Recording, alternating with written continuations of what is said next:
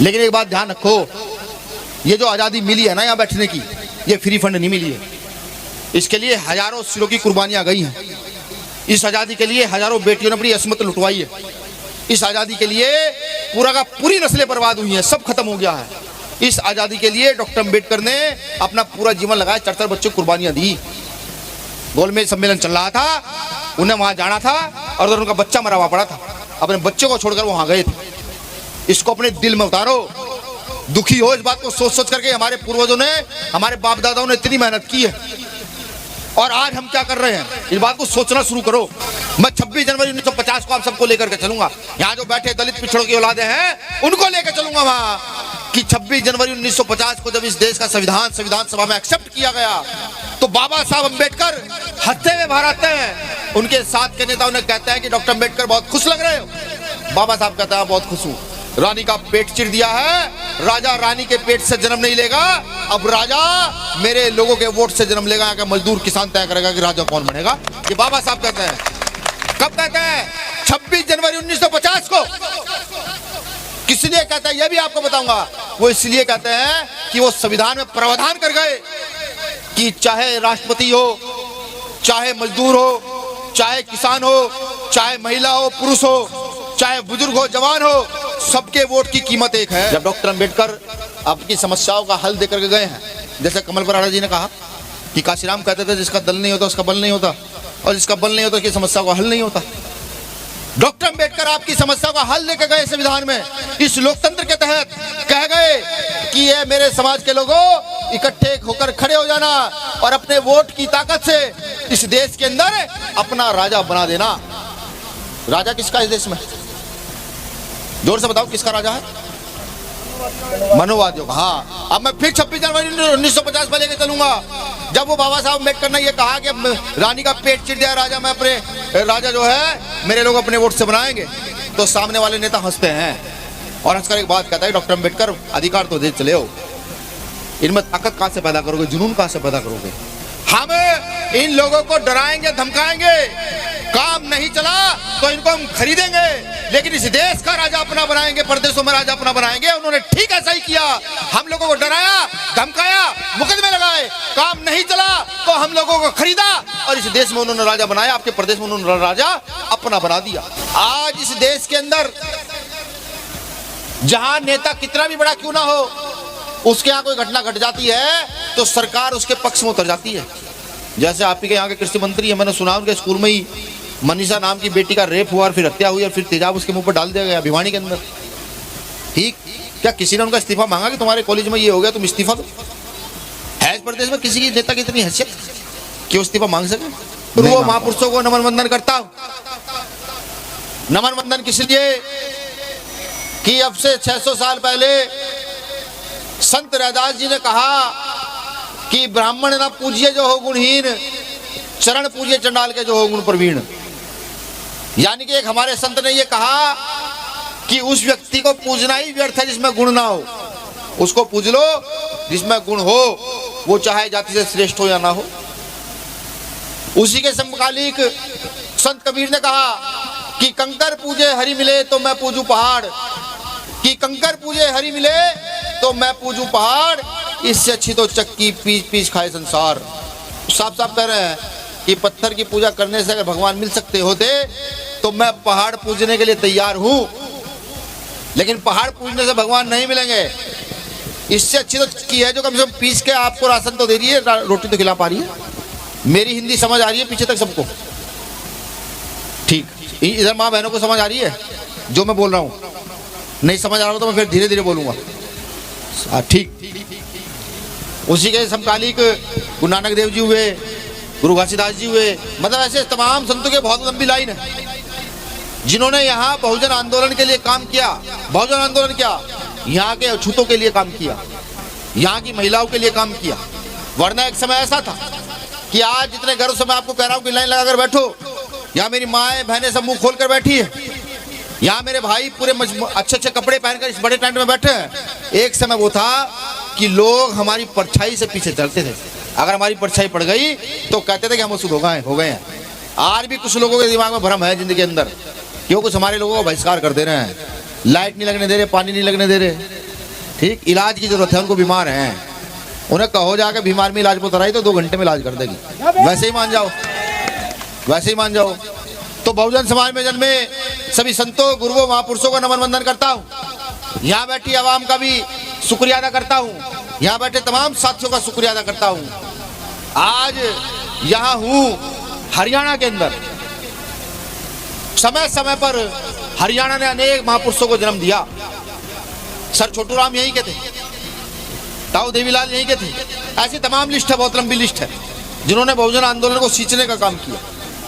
लेकिन बड़ा सवाल एक, इतने महापुरुष होने के बावजूद, इतनी बड़ी आबादी होने के बावजूद क्या हम लोगों के जीवन में कोई सुधार हो पाया है? क्या हमारी गति आगे की ओर बढ़ पाई है? और अगर नहीं बढ़ पाई है तो क्यों नहीं बढ़ पाई है? ये बड़ा सवाल है। आज इस देश के अंदर जहां नेता कितना भी बड़ा क्यों ना हो, उसके यहाँ कोई घटना घट जाती है तो सरकार उसके पक्ष में उतर जाती है। जैसे आप ही के यहाँ के कृषि मंत्री है, मैंने सुना उनके स्कूल में ही मनीषा नाम की बेटी का रेप हुआ और फिर हत्या हुई और फिर तेजाब उसके मुंह पर डाल दिया गया भिवानी के अंदर। ठीक, क्या किसी ने उनका इस्तीफा मांगा कि तुम्हारे कॉलेज में ये हो गया, तुम इस्तीफा दो? है इस प्रदेश में किसी की नेता की इतनी हैसियत क्यों इस्तीफा मांग सके? आज आपके प्रदेशों में, आपके गाँव में स्कूलों को बंद किया जा रहा है। क्या कोई नेता आपको दिखता है ऐसा जो विधानसभा में खड़ा होकर ये कहे कि ये स्कूल जो बंद हो रही है गलत है? क्या कोई नेता लोकसभा में ऐसा दिख रहा है आपको कि जो स्कूल बंद हो रही है गलत है? जो ये बच्चे जो बैठे हुए हैं कहाँ पढ़ने जाएंगे? कि आपके पास 2-2 हजार, 5-5 हजार, 10-10 हजार रुपए फीस है इनको पढ़ाने के लिए? मुझे तो नहीं लगता, क्योंकि मेरे बच्चे भी जिस स्कूल में जाते हैं, मेरी पत्नी ने जबरदस्ती मेरे बच्चों का एडमिशन करा दिया एक अच्छे स्कूल में जहाँ फीस 7-8 हजार रुपए थी। 1 साल मैंने कैसे गुजारा है, कभी अपने भाई से पैसे उधार ले, कभी माँ को भाई पैसे दे दे, कभी चाचा के लड़के को बोल भाई फीस देनी इन बच्चों की। 1 साल के बाद मैंने कहा ना, मैं नहीं पढ़ाने का, इन्हें 1500 वाले में भेज दे, पढ़ना होगा तो वहीं पढ़ेंगे। फिर उनका नाम कटवा के उन्हें 1500 वाले में भेजा। आप सोचो, जिस प्रदेश से प्राइमरी स्कूलों को बंद किया जा रहा हो, उस प्रदेश के बच्चों की स्थिति क्या होगी और प्राइमरी स्कूलों का असर किस पे पड़ेगा, ये बड़ा सवाल है। समझिए, प्राइमरी स्कूलों में जो बच्चे पढ़ते हैं, उनको जो टीचर पढ़ाते हैं वो बाकायदा अच्छी डिग्री करके आते हैं, वो पढ़ाने की डिग्री करके आते हैं, वो यही सीख आते हैं कि बच्चों को पढ़ाना कैसे।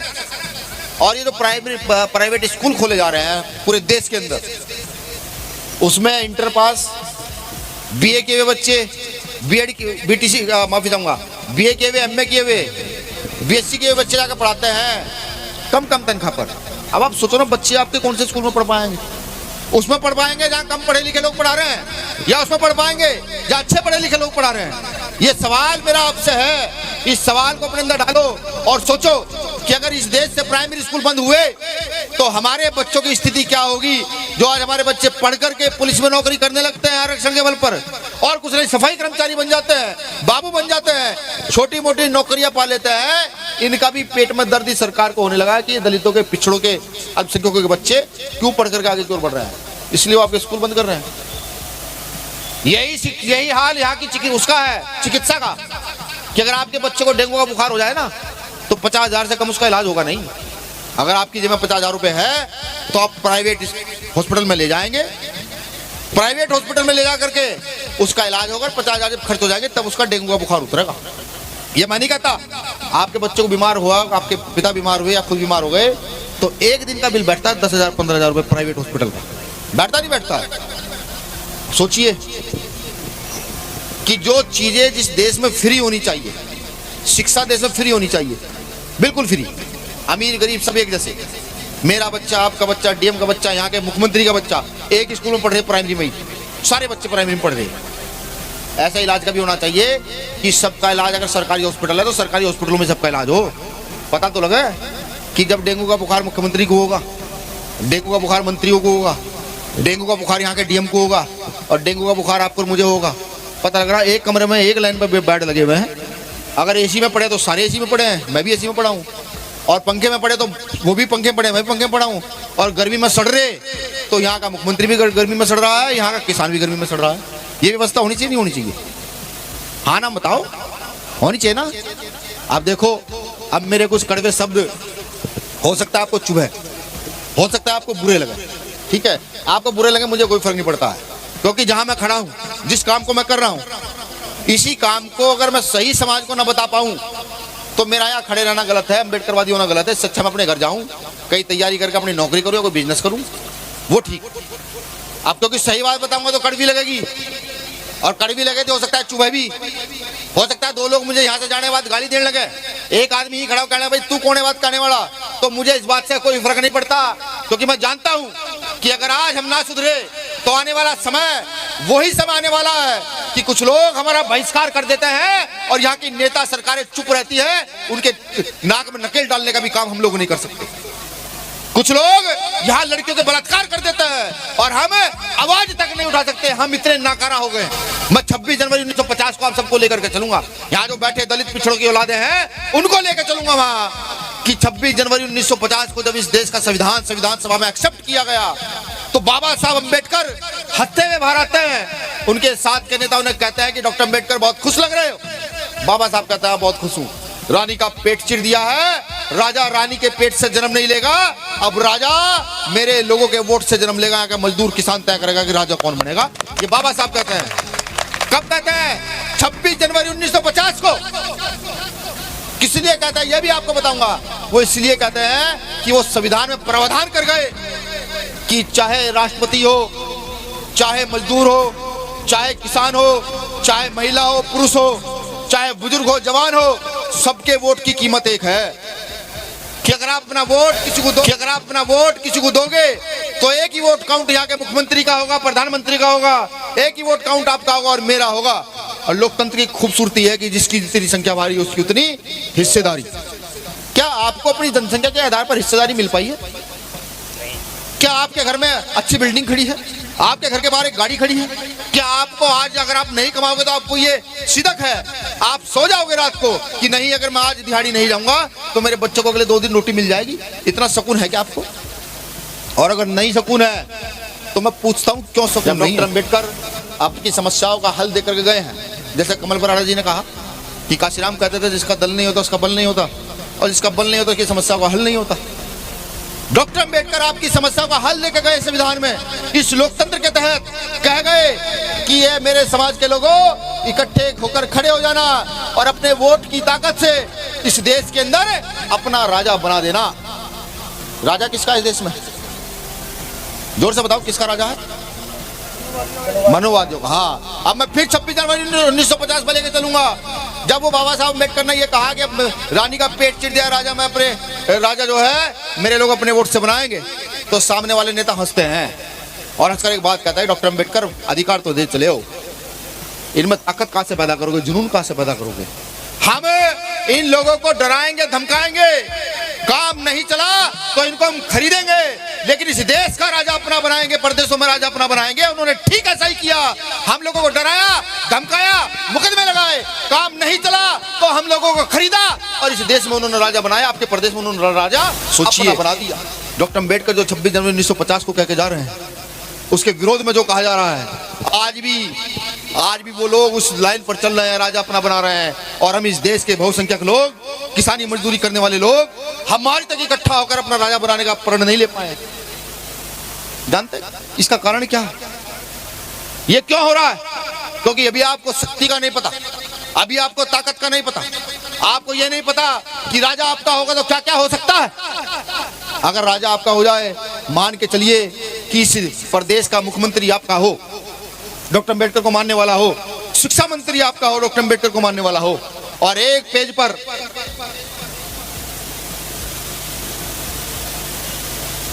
भैया देते यार, एक पेज देख रहे हैं आप, ये इस पे 2 लाइन लिख करके कि इस प्रदेश के अंदर हरियाणा प्रदेश में शिक्षा का एकीकरण किया जाता है।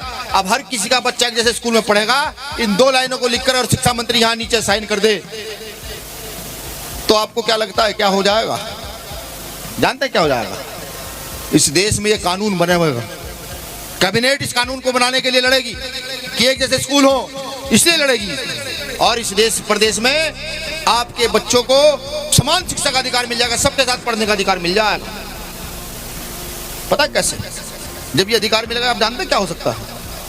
आज इनके बच्चे बड़े स्कूल में पढ़ रहे हैं जिसकी फीस 20,000, 30,000, 50,000 है। उनका बच्चा जैसे स्कूल में जाता है, जाते फटाफट इंग्लिश बोलनी सीखता है।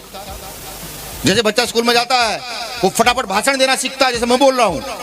वो गाना गाना सीखता है, वो कुश्ती लड़नी सीखता है, वो कबड्डी सीखता है, वो खेलना सीखता है, वो डांस करना सीखता है। और हमारा बच्चा क्या सीखता है? हमारा बच्चा स्कूल में जाता है, पहले तो सीखता दाल चावल, आज गोभी बनाई है ना मिड डे मील में सुविधा, गोभी की, खिचड़ी की, दाल की, कभी कदार पनीर भी आ जाता होगा, कड़ी भी बनती होगी। हमारा बड़ा क्यों सीख रहा है स्कूल में जाकर? सीख रहा नहीं सीख रहा? आप सोचो ना कि एक तरफ तो कॉन्वेंट शिक्षा जहाँ की फीस 30,000 50,000 से शुरू होती है, जहाँ का बच्चा बहुत बहुत चीजें सीख रहा है। एक तरफ हमारा बच्चा जो ABCD के साथ साथ दाल चावल सीख रहा है, कौन सा बच्चा आगे बढ़ेगा? ये हमारी औलादें बढ़ जाएंगे आगे जो बैठी हुई है हिम्मत इनमें मुकाबला करने की, उनका नहीं कर पाएंगे ना। लेकिन शिक्षा एक जैसी हो जाए, अगर तैरना सीखेंगे तो सारे सीखेंगे, गाना सीखेंगे तो सारे सीखेंगे, इंग्लिश सीखेंगे तो सारे सीखेंगे। अगर ऐसा हो जाए तो कोई बुरा है? सही है। बुरा है क्या? अरे हो कैसे सकता है? ये हो सकता है आपके एक वोट से, मंत्रियों से नहीं, मुख्यमंत्रियों से नहीं, आपके एक वोट से कि आप अपने हिसाब किताब का नेता बना रहे हो या नहीं बना रहे हो, ये उससे हो सकता है। अपने जीवन को तो सोचो, आपके जीवन में क्या सुधार है? जो बुजुर्ग बैठे हैं ना, इन्होंने पूरा जीवन अपनी हड्डियों को गला गला करके हम जैसे लोगों को तैयार किया है, पूरी दिन की हड्डियां गला करके। आज भी कुछ बुजुर्ग ऐसे मिलते हैं कि जब मैं चला जाता तो खाट के सिराने नहीं बैठते, सिराने बैठने की आज भी उनकी हिम्मत नहीं होती। जब मैं हाथ पकड़े बताता हूँ, मैंने कहा नहीं बाबा सिर्फ बैठना पड़ेगा, सिराना ही। ये तुम्हारे बच्चे जो है इतने मजबूत हो लिए, सिराना छीन लेते हैं दूसरे से, ठीक। लेकिन आज भी हमारी समस्या को समाधान नहीं हो पा रहा। आज भी हम गरीब हैं, आज भी हमारी बेटियों का बलात्कार बड़े पैमाने पर है, ठीक है। आज भी इस देश में किसान आत्महत्या कर रहा है बड़े पैमाने पर। आज भी मजदूर का बच्चा जो सबसे ज्यादा मेहनत करता है मजदूर, उसके बच्चे को अच्छी शिक्षा नहीं है, उसका बच्चा तड़प तड़प के सरकारी हॉस्पिटल में मर जाता है, उसका इलाज सही नहीं हो पाता। इस सब का कारण हम हैं कि हमने अपने वोट का सही प्रयोग नहीं किया, हमने खुद की ताकत नहीं बनाई। अगर हम सब लोग इकट्ठा होकर के अपनी ताकत बनाते या अपने हिस्ट्री को भी देख लेते कि हमारे पुरखों के साथ यहाँ क्या क्या हुआ। जिस संत रविदास जी की आज वाणी आपने सुनी ना, इतने ओजस्वी थे कि जब बनारस में शास्त्रार्थ में बनारस के सारे पंडे हार गए तो संत रविदास जी को कंधे पे उठा करके, जो है ना कंधे पे उठा करके पूरे बनारस का चक्कर कटवाया था, ठीक। हम उनकी औलादे हैं, समझे। लेकिन हम क्या करें, कैसे आगे बढ़े बताओ? अगर आप लोग ताकत नहीं देंगे कैसे आगे बढ़ा जाएगा? 22 चंद्रशेखर आजाद गए संसद में, भगवान वाल्मीकि के प्रकाश दिवस की छुट्टी नहीं देते थे, औकात हुई कि देनी पड़ी, इस बार दिया नहीं दी। संत गुरु रविदास जी की जयंती की छुट्टी नहीं देते थे, उन्हें छुट्टी देनी पड़ी। अगर आपका बच्चा अम्बेडकरवादी वहां पहुंच जाता है सही, तो वो उनकी तबियत ठीक कर देता अकेला ही। लेकिन एक के पहुंचने से होता कुछ नहीं है, वो लड़ सकता है, ठीक, लड़कर जीत नहीं सकता। जीतता वो है जिसके साथ उसकी सेना भी साथ होती है, ठीक। तो मैं यही कहने आया हूं, यहाँ भाषण देने नहीं आया, ना आपकी तालियां लूटने आया। मैं ये कहना है सुधरने का समय है। वो लोग स्कूल बेच रहे हैं, वो लोग नौकरियां बेच रहे हैं, वो आरक्षण के नाम पर हमें ठग रहे हैं, वो हमें फूट डाल रहे हैं। ये उनको बताओ कि अब हम यहाँ राज स्थापित करेंगे। एक कहावत हरियाणा की अपना होका अपनी मरोड़ पियो पियो नहीं तो फोड़, ये हरियाणा की कहावत है कि अगर अपना होका होगा तो अपनी तय है, पियेंगे पियेंगे, मर्जी हमारी। तो इसलिए सरकार अपनी होगी ना तो अपनी मर्जी है, किसे कितना कहाँ क्या देना है, कोई दूसरा तय नहीं करेगा, हम तय करेंगे हम। इसलिए मेरे भाइयों, मेरे परिवार के लोगों, इस व्यवस्था को समझो। जो लोग आज हमें ये कहते हैं कि नहीं इस देश में दलितों को, पिछड़ों को सामाजिक आंदोलन चलाने चाहिए, मैं उनसे ये भी कहता हूँ इस देश का दलित पिछड़ा बेवकूफ है क्या? इस देश का ईसाई मुसलमान बेवकूफ है क्या? इस देश का बौद्ध बेवकूफ है क्या जो सिर्फ सामाजिक आंदोलन चलाएगा? जब राजनीतिक ताकत की बात आएगी कुर्सी पर बैठोगे तुम, जब फैसलों की बात आएगी कुर्सी पर बैठोगे तुम, जब हमारे अधिकार की बात आएगी उसको छीन कर दे दोगे दूसरे के हाथ में, नहीं, ये होगा नहीं। कमर कस लो। मैं कहता हूँ अपनी बहनों से भी जो स्कूल जा रही हैं कि भाषण देना सीखो। कोई नेता आपके क्षेत्र में आए, कोई अधिकारी आपके क्षेत्र में आए, उससे पूछो कि तुम इतने दिन विधायक रहे, तुम इतने दिन सरपंच रहे, तुम इतने दिन मेंबर ऑफ पार्लियामेंट रहे, हमारे क्षेत्र का उत्थान कैसा नहीं किया? ये पूछना शुरू करो। मैं लिख कर देता हूँ, ये पूछना शुरू करोगे मुकदमे तो लग सकते हैं। लेकिन विधायक और MP ने आपके गाँव में आना बंद कर दिया ना, मुझे कहना भैया क्या कह गए थे, बंद कर देंगे आना, क्योंकि उन्होंने आपके गांव की खड़ंजे का पैसा खाया हुआ है। वो नहीं आएंगे। वो जो नल्ले आपके कॉलोनी में लगने चाहिए थे वो नहीं लगे हैं, वो इसलिए नहीं आएंगे। उन्हें सिर्फ सरकार से मतलब है, उन्हें अच्छी अच्छी गाड़ियों से मतलब है, उन्हें आपके हक अधिकार से कोई मतलब नहीं। अभी मेरे कुछ साथियों ने बताया कि यहाँ क्रिश्चियन समाज के लोगों पर कुछ लोगों ने हमला कर दिया, कुछ लोगों ने जाकर के उनके साथ गलत करने का काम किया। तो मैं सबसे कहता हूँ, उनसे भी कहता हूँ जो हमला करते हैं, देखो हमला करने में हमसे बेहतर कोई है नहीं। हमारा इतिहास है इस देश के अंदर। चमार रेजिमेंट ने सुभाष चंद्र बोस का साथ देने के लिए हथियार छोड़ दिए थे अंग्रेजों की तरफ से लड़ने के बजाय, वो सुभाष चंद्र बोस के साथ जाकर खड़ी हो गई थी। महार भीमा कोरेगांव में 500 महारों ने 2800 की स्थिति कर दी थी। ऐसे बहुत सारे इतिहास हैं जिस समाज में हम लोग जन्म है ना, हमारे बहुत सारे जाते उसके इतिहास है बहुत बड़े बड़े। तो इस मामले में झगड़े कांटे में हमसे आके कोई नहीं है, क्योंकि हमारा क्या है भाई, जब लड़ने के लिए जाते सोच कर जाते कि मरेंगे ही, क्यों ये सोच के जाते हो ना, तो हमें तो डर नहीं है।